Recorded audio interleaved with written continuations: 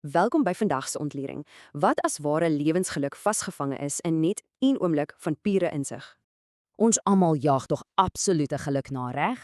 Maar wat is dit regtig, behalwe net geld of sukses? Sê nou net jy word vanoggend wakker en skielik verstaan jy jou absolute ware lewensdoel ten volle. Kyk na hierdie kontras, die absolute helderheid van vanoggend teenoor die werklikheid dat jy vanaand dalk sterf.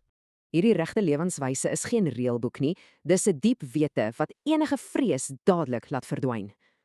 Hier is 'n wilde stelling. As jy daardie doel gevind het, maak dit nie saak as jy vanaand doodgaan nie. Maar hoekom nou eintlik? Hoe kan een vinnige besef jou skielik sulke onwankelbare, absolute vrede gee? Wel, dit werk so. Om jou lewensdoel te ontdek, is op sigself die sneller vir die heel grootste geluk. Daardie insig is self die beloning. Die vreugde van daai ontdekking klop beslis enige ander aardse ervaring.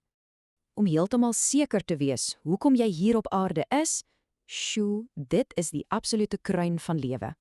So ek vra jou, as vanaand jou laaste is, het jy vanoggend met daardie absolute tevredenheid wakker geword?